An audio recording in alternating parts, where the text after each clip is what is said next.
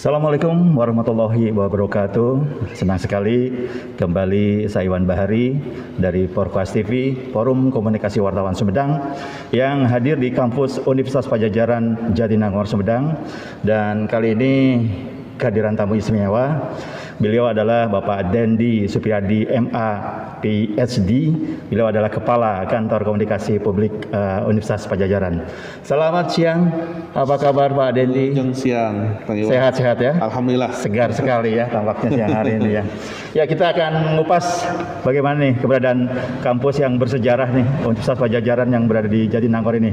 Oke Pak Dendi nih, bagaimana dan sejak kapan nih sebetulnya kampus yang ada di kawasan Jatinangor ini hadir nih Pak? Oke. Kalau nggak saya kabar ya. Yang penting kita jaraknya cukup. Siap. Ya, kita jaga jarak saja. Pak, jadi Unpad ini atau Universitas Padjadjaran itu sejatinya didirikan tuh bukan di Jatinangor. Betul. Ya. Jadi kami itu memang awalnya tuh didirikan tahun 57 itu di Bandung.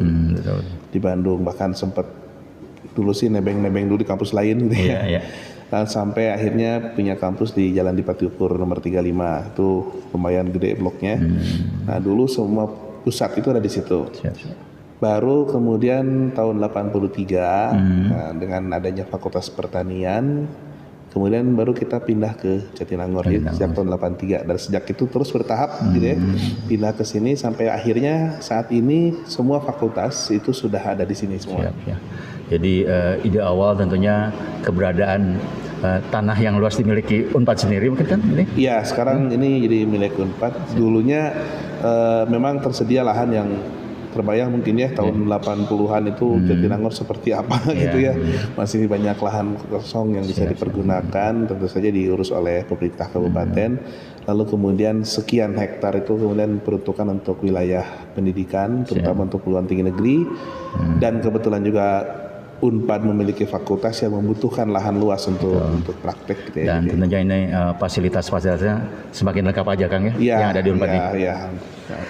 Kita bicara luas tadi Kang, luas area yang berada di kawasan Jatinangor khususnya nih. Beda kan sekarang tersebar kan, ada Unpad di Pangandaran juga, kemudian selain di Bandung dan pusat. Luas yang di Jatinangor berapa sebenarnya? Di Jatinangornya saja ini mencapai 178 hektar lebih. Kebayang ya. Ya lumayan. Kalau dipakai jogging itu bisa kurus. Oke Kang Dendi, kalau lihat tadi luas yang cukup luas, kemudian fasilitasnya ada apa nih sekarang nih? Saat ini ya. Saat ini pertama semua gedung utama dari fakultas itu kita ada 16 fakultas, semuanya ada di sini. Dan masing-masing fakultas ada juga yang memiliki laboratorium yang memang didedikasikan untuk bidang studi tertentu. Lalu di sini juga ada laboratorium sentral yang kemudian kemarin itu sempat aktif dalam sampai sekarang sih sebenarnya aktif dalam pengetesan spesimen COVID juga. Lalu kami juga punya arboretum di sini tuh, jadi semacam lahan khusus yang dilindungi ekosistemnya ya. Jadi ada danau gitu, ada hutan kecil. Seperti itu. Lalu tempat ibadah juga ada di sini, ada asrama juga. Di sini tuh ada banyak asrama tuh ya. Di sini tuh ada berapa yang ada di sini? Kalau salah ada sekitar 9. Selain tempat kos di sekitar Jatinangor juga ya. Selain tempat kos yang komersil di luar di luar kampus gitu ya. Di dalam kampus pun ada beberapa asrama gitu. Lalu ada juga pusat-pusat penelitian. Kalau kita jalan-jalan ke belakang itu sampai ke belakang bahkan ada rumah sakit hewan di belakang itu, selain kandang untuk hewan peternakan, lalu penelitian nanoteknologi, ada tempatnya di sini ya. Jadi mumpuni tempat yang berada di Jatinangor ini kan? Iya luas, dan masih ada beberapa lahan yang masih bisa dibangun gitu. Ya, dengan fasilitas yang sudah mumpuni dan lengkap. Nah ini kembali ke tenaga pengajar dosen ini, dari mana aja nih mereka sebetulnya? Kalau tenaga pengajar sekarang mayoritas itu memang berasal dari alumni Unpad sendiri ya. Jadi alumni Unpad yang kemudian dibidik kemampuannya untuk bisa menjadi pengajar. Selain itu juga ada beberapa program studi yang memang membutuhkan tenaga praktisi, gitu ya. Terutama karena kita sekarang sudah membuka program D4 ya, sarjana terapan, maka kami juga mengundang praktisi.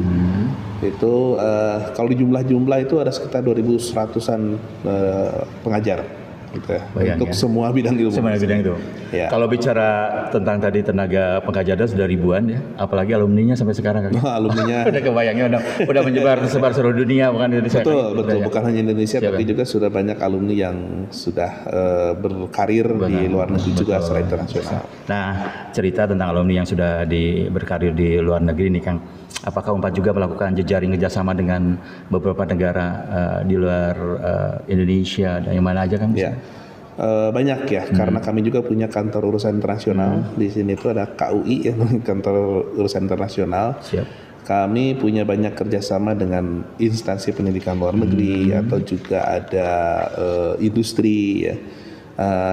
Untuk pendidikan saja misalnya kami itu sudah rutin mengadakan kerjasama dengan institusi dari negeri Tiongkok ya, dari Cina, kemudian juga dari Jerman, dari Turki, dari Yugoslavia, dan dari Amerika, Australia itu sudah jelas ada juga sejak dulu. Itu untuk kerjasama dalam akademis ya, dalam pendidikan. Lalu ada juga dari industri juga ada gitu ya, kerjasamanya. Termasuk juga yang terbaru ini kita sedang menjajaki kerjasama untuk pengembangan teknologi hibrid untuk ini ya, pembelajaran secara digital. Juga kerjasamanya dengan sebuah institusi di luar negeri. Nah, untuk selain jejaring juga ada pertukaran mahasiswa antar negara nih kan? Ada. Tapi ini karena pandemi ya, jadi jumlahnya menurun sebenarnya untuk santri. Jadi saat sekarang itu kami mencatat tuh hanya ada sekitar 300 mahasiswa internasional. Itu tuh sifatnya ada yang pertukaran, ada yang short course, ada juga yang memang kuliah penuh itu di sini lewat kelas internasional. Sebelumnya itu membludak sekali. Membludak ya, karena kita udah kerjasama juga ya, dan banyak diminati juga ternyata dari luar negeri. Seperti itu. Oke Kang Dandi, kita sudah hampir 1,5 tahun ya dengan pandemi COVID-19 ini nih. Betul. Strategi apa nih biar mahasiswa baik yang baru kemudian sedang terus menimba ilmu ini agar penatanya tetap terasa enjoy walaupun mereka tidak ke kampus dengan daring nih, gimana strategi Unpad sendiri nih bagi mahasiswa-mahasiswanya nih? Oke, ini sekalian saja saya cerita tentang rencana Unpad ke depan ya, yang baru saja diluncurkan oleh Ibu Rektor di awal tahun ini. Jadi kami memang ada atau tidak ada pandemi, Unpad itu memang sudah berencana untuk melakukan transformasi. Transformasi menjadi hybrid university, seperti itu. Artinya itu adalah sebuah bentuk universitas yang memadukan pekerjaan secara analog gitu ya, secara tatap muka dan juga secara online atau dalam jaringan. Dan itu berlaku tidak hanya untuk pembelajaran tapi juga untuk semua kerjaan di Universitas Pajajaran. Nah ini programnya target itu 2024 Unpad itu sudah full hybrid gitu. Nah kebetulan ada pandemi gitu ya, ditembak pandemi gitu ya. Jadi cita-cita yang dulu cuman angan-angan kemudian ternyata dipercepat jadinya ya. Jadi terrealisasi lebih cepat gitu ya? Iya, terrealisasi lebih cepat. Ini ya terima kasih juga Corona gitu ya. Malah membawa berkah ya COVID-19 bagi Unpad ya. Karena kami dipaksa untuk kemudian melakukan perubahan. Memang tidak mudah awalnya, kaget gitu. Tapi kemudian berkat adanya pandemi ini kita ambil hikmahnya saja. Unpad kemudian hanya mengembangkan teknologi hibrid itu dengan lebih cepat. Hasilnya adalah kami sekarang sudah bersiap-siap untuk melakukan pembelajaran secara hibrid. Artinya dalam saat bersamaan kita bisa berkuliah tatap muka dengan mahasiswa dan juga diikuti oleh mahasiswa lain yang tidak bisa datang ke kampus gitu. Jadi dalam sama-sama seperti itu, atau juga bentuknya perkuliahan asinkronus gitu, artinya semua kegiatan dilakukan secara daring, itu juga bisa seperti itu. Nah ini sudah berjalan, untuk yang daring itu sudah berjalan setahun ini ya gitu, dan sekarang kita sedang mempersiapkan infrastrukturnya untuk bisa dilakukan hybrid secara total. Ini memerlukan gedung yang baru enggak? Jadi ini pelaksanaannya dilakukan di gedung yang ada, namun dilengkapi infrastrukturnya. Gitu, ya, seperti masalah tenaga untuk tim IT semua udah siap semua? Alhamdulillah Unpad itu memiliki tim IT yang cukup unggul, yang dulunya mungkin nggak ada kerjaan, sekarang kerja terus. Biasanya nunggu order ya kan ya? Dulu nunggu order, sekarang justru mereka dikejar-kejar. Kejar-kejar order. Nah ini menariknya dengan ilmu yang tadi akan hybrid nih ya. Berarti mau tahun kedua ini akan terus dilangsungkan dan akan terus nanti diupayakan 2024 akan running semua, baik administrasi segala macam. Betul, seperti itu. Nah, siap Kang. Untuk penerimaan tahun kemarin kan sama tahun ini bagaimana nih? Untuk mahasiswa baru sendiri ya. Walaupun masih suasana pandemi, mereka tetap dipacu karena ini akan hybrid sendiri, sudah dari awal-awal sudah digembong-gembongkan. Gimana nih Kang? Jadi rencananya sih semester ini tuh kita sudah mulai. Cuman karena 3 bulan yang lalu tiba-tiba kita mengalami eskalasi pandemi yang luar biasa, sehingga kita sekarang dalam keadaan PPKM level 3 ya. Minggu lalu di level 4 sudah turun ke level 3, sehingga akhirnya pelaksanaan itu diundur.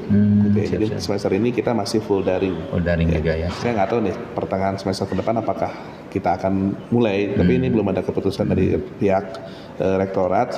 Tapi yang pasti untuk sementara sekarang kepada mahasiswa yang memang sudah merindukan untuk melakukan hybrid atau pertemuan tatap muka, sabar dulu gitu ya, karena memang kita sekarang masih melaksanakannya secara daring dulu. Ya sebetulnya sudah pada kangen ya semuanya.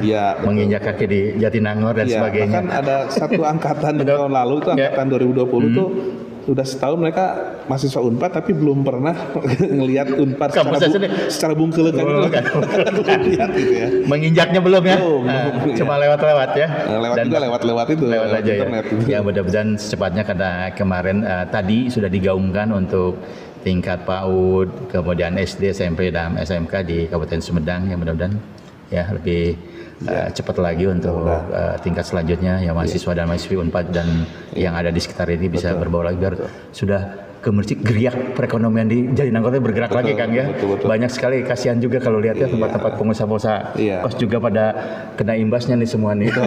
Tapi yang utamanya adalah seperti juga yang dicanangkan oleh Pak Sekda itu, yang penting Sumedang itu sekarang bergegas menuju ke herd immunity ya. Siap. Gitu. Jadi vaksinasi digiatkan supaya nanti Kabupaten Sumedang, Kecamatan Jatinangor khususnya itu menjadi tempat pertama yang herd immunity.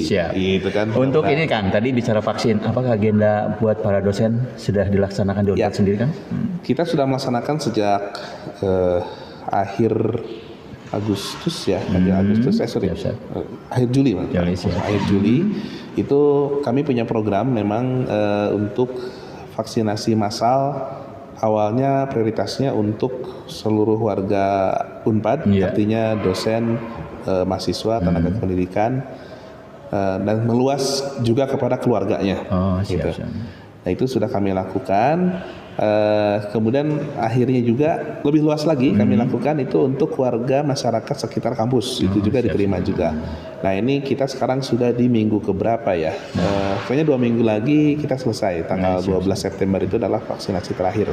Vaksin kedua itu berarti ya? Itu vaksin kedua ya. Nah, itu jadi mudah-mudahan sih 80% warga Unpad dan warga di sekitar kampus itu sudah tervaksinasi. Selain dosen dan mahasiswa juga yang ikut. Siap. Nah Kang, kita sudah kupas beberapa kegiatan nih.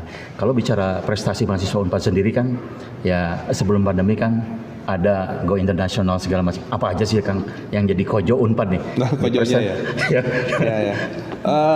Yang dulu apa yang sekarang nih? Sampai saat ini yang sekarang. Saat ini ya. Jadi alhamdulillah mahasiswa ya di bawah bimbingan para dosen juga, walaupun kondisinya pandemi seperti ini nggak bisa kemana-mana, tapi ternyata kreatif juga ya. Sehingga mereka tetap bisa mengikuti kompetisi-kompetisi secara internasional juga ya. Yang terakhir tuh kalau tidak salah paduan suara itu yang memenangkan kompetisi di Hungaria kalau tidak salah. Lalu kemudian ada juga peserta olimpiade ilmu sains beberapa sains itu juga mendapatkan juara, walaupun secara online tapi pengakuan internasional gitu. Jadi banyak. Jadi kalau disebut kojonya apa, kami ini universitas yang fakultasnya tuh berbagai bidang gitu. Siap. Kita punya 5 bidang sosial dan 11 bidang sains gitu. Sehingga kojonya macam-macam. Tiap fakultas punya ya. Setiap fakultas tuh punya. Tapi kemarin ada trademark bahwa Unpad tuh yang tadi itu kayak Gongaria kan, paduan suara itu paling identik, meraih juara terus kan kalau nggak salah ya. Alhamdulillah sampai sekarang PSM mahasiswa Unpad itu prestasinya itu konsisten ya. Artinya selalu ikut kejuaraan internasional dan selalu mendapatkan tempat lah minimal gitu ya. Itu tempat di podiumnya gitu ya. Tapi juga tidak hanya PSM. Artinya unit kegiatan mahasiswa lainnya pun, contoh misalnya yang jarang terdengar tuh seperti SAR Unpad ya. Unit SAR Unpad itu diam-diam mereka juga punya prestasi internasional karena yang namanya SAR itu kan seluruh dunia itu ada. Dan anak-anak ini juga ikut berkegiatan ke mereka dan meraih prestasi juga. Ada atlet yang ikut PON kan sekarang? Atlet yang ikut PON tuh ada. Ada beberapa. Ada atlet softball, sepak bola, pencaksilat kalau tidak salah ada komplit ya. Selalu ada. Oke Kang, sekarang bicara jumlah mahasiswa sampai saat ini berapa nih Unpad kan? Saat ini itu kita sudah mencapai sekitar 34.000 lebih itu dari berbagai jenjang ya. Jadi ada kita kan punya jenjang D4 sarjana terapan, S1 sarjana, S2, S3 profesi, spesialis dan subspesialis. Itu jumlah jamnya ya 34. Berarti tahun akademik PMB 2001-2002 berapa nih sekarang yang kemarin yang masuk sekitar 6.000 ya. Dari semua fakultas itu ya. Di semua fakultas ya. Di luar jalur mandiri juga kan ada. Itu sudah termasuk juga ya. Siap. Bang, ada perbedaan nggak Unpad DU sama Unpad yang gimana nih? Oke. Jadi bicara Unpad tuh kampusnya banyak kan. Saya bilang ada yang di Pati Ukur di Bandung, ada yang di Arjasari, ada yang di Garut, bahkan ada di Pangandaran, dan kampus utamanya di Jatinangor Sumedang. Perbedaannya apa? Terutama dengan DU ya. Dulu sebelum kita kumpul di sini, semuanya itu terpusat di Pati Ukur. Terpusat itu artinya itu adalah pusat administrasi, pusat pemerintahannya. Sentral ya kan? Sentral gitu ya. Dan kampus-kampus tuh ada di sekitar situ. Gitu ya. Siap. Jadi memang pusat kegiatan tuh adanya di Pati Ukur. Nah sekarang pindah ke sini. Jadi kampus utama, kegiatan utama itu adanya di Jatinangor Sumedang, dan kampus DU sekarang itu lebih diutamakan untuk kegiatan lain yang non akademis ya, seperti ada satuan usaha gitu, kemudian pertemuan, konferensi gitu ya. Dan tinggal menyisakan satu fakultas di sana, yaitu fakultas sekolah pasca sarjana, bukan fakultas sekolah pasca sarjana, yang gedungnya masih ada di Pati Ukur. Seperti itu. Jadi perbedaannya apa ya? Sekarang sih kalau bilang Unpad pusatnya di sini. Kalau kita zaman saya dulu kuliah, mau kemana? Mau ke pusat, artinya ke DU. Kalau sekarang pusat di mana? Sini. Gitu. Cuma pengalihan nama aja kan, dan tempat ya kan istilahnya tempat aja ya. Tempat saja. Di sini sudah mumpuni, di sana tetap merupakan historis sejarah di Pati Ukur bahkan ya. Betul. Oke Kang, kita sudah buka kemudian prestasi segala macam karena masih suasana pandemi. Dari Kang Deddy sendiri tentunya ada yang mau disampaikan untuk para mahasiswa baru ataupun para orang tua siswa yang masih juga mungkin mengangenkan pengen cepet-cepet nih kita ke kampus nih. Mahasiswa baru kan biasanya masih dengan egonya yang gimana gitu kan ya, pengen kan kebanggaan kan mereka terima di kampus Unpad. Silakan Kang. Ya, mudah-mudahan keinginannya untuk eksis sebagai mahasiswa Unpad itu kemarin sudah sudah difasilitasi dengan kegiatan PMB yang walaupun daring, tapi kami usahakan bisa merangkul semua ya. Hanya saja pesan saya seperti ini, bahwa yang paling utama sekarang adalah kita harus menyelamatkan dulu negeri ini. Dengan cara kita berusaha sekuat tenaga untuk melakukan tindakan-tindakan pencegahan dan penanggulangan pandemi ini. Artinya walaupun keinginan besar untuk datang ke kampus, lihat-lihat dulu deh. Siapa tahu dengan tidak datangnya ke kampus, kita bisa menghindarkan penyebaran pandemi dengan lebih baik, dan mungkin justru kita bisa melakukan hal yang lebih berguna pada saat kita tidak ke kampus gitu.